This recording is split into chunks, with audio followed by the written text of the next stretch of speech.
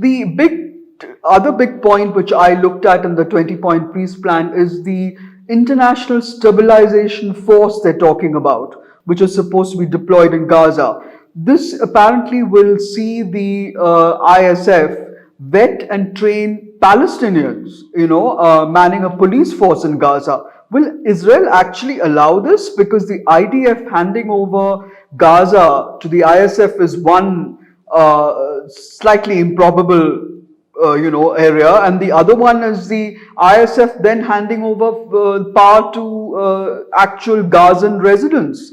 So, I mean, would that be the scenario, or will it be international peacekeeping forces? They're talking about Pakistan coming in, so could Bangladesh, and the IDF itself is going to, ring fence, Gaza, because it definitely doesn't want to see anything happen. There's a lot of speculation that if Israeli forces attack, or if Gaza actually goes, crumbles again, then Israeli forces will go back into Gaza. You see, before this international stabilization force becomes a reality, there is a paragraph before that which says that the IDF will exercise total control over Gaza, will ensure the destruction of all threats to Israel, will ensure that all the facilities that Hamas have enjoyed will be destroyed. There is no time frame within which Israel will carry out these interventions. Most of us would say that this is open-ended, and that these words about international stabilization force is just that much space in which nobody has credibility. As far as we have heard, every statement that has come from the Israeli government, and particularly from the right-wing elements in the government who have a veto power on everything that Netanyahu does, they have made it very clear they are not withdrawing from Gaza. I Gaza is see. going to be, and over a period of time, they have even talked about putting in certain settlements. We don't know. My main point is that let us not take any of this too seriously. There is only one point in which Netanyahu was interested, and that too because of domestic pressure, and that is the hostages. He gets the hostages back. After that, he has no interest whatsoever in anything that is written in this scrap of paper. He will carry out exactly what he has been doing up to now, that is genocide, continued destruction in the name of annihilating Hamas. Many of you will remember that in the book War, Biden is quoted as telling Netanyahu that Bibi, you are wrong. You cannot win. You have no strategy. You cannot annihilate Hamas, because Hamas is not just people, it is an idea. And you can Yeah. only annihilate or end an idea after you have addressed the issues that had given birth to the idea. And of course, you know that Netanyahu pretended he didn't understand any of this. He has no interest whatsoever. There is no day after as far as Yeah. Israel is concerned. So please don't take this thing too seriously.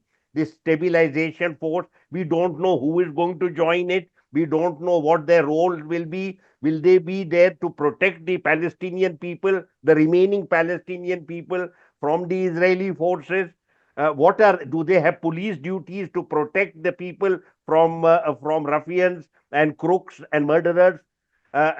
We don't know. So I would find it very difficult to take any of this too seriously. The whole idea of keeping it under providing security in the coming months is something apparently that Egypt and Saudi Arabia and Jordan and the UAE have proposed, and I mean Saudi Arabia in particular There is no has such indication. I must differ with you, Nina.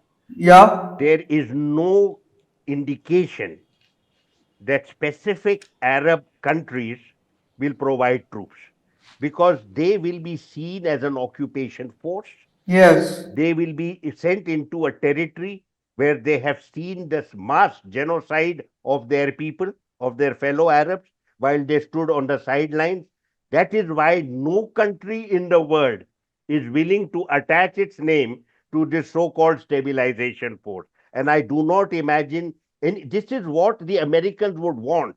And to some extent, when the entire territory has been annihilated, which could be after 1 year, 2 years, or 5 years, they would want some force so that they can then withdraw in peace and give security responsibilities for their beleaguered enclave to somebody else. And the Arabs are not stupid enough to fall into that trap. So I am not going to Hmm. pretend to you that Oh. we have any idea about the composition of this force. That's very interesting because I mean we also know that Trump has basically said that he doesn't want troops on the ground. He doesn't want to deploy troops on the ground. He does want to parcel it out to people like the The countries last like thing he wants Pakistan. are American troops because each and every one of them will be a target. He's got the Absolutely. big cross at the back of his back and people will shoot. So let us imagine, please do not forget, the Palestinian people have been given an extraordinary experience of genocide, which the international community has watched on its television screens. Israelis have made no attempt to really cover it up, though they have murdered 200 journalists in the process, targeted killings of 200 journalists. They have also killed doctors, they have destroyed hospitals, they are now denying food to young people, to the people of Gaza. So let us not have any illusions in this regard. Netanyahu wants the hostages because he's under tremendous domestic pressure. The last thing he wants is peace because the questions relating to 7th October have not withered away. The mass killing of Palestinians has not yet taken away the total failure of his government in protecting the Israeli people on that day. Yeah, there's also a very startling article by a Palestinian journalist that I read who says she was one of several journalists who tracked Israeli aircraft flying over Gaza, landing on British aircraft runways, through March, through May this year, and helping Israeli aircraft refueling. I mean, I suppose working with the British Air Force, but that's a story for another day, I suppose.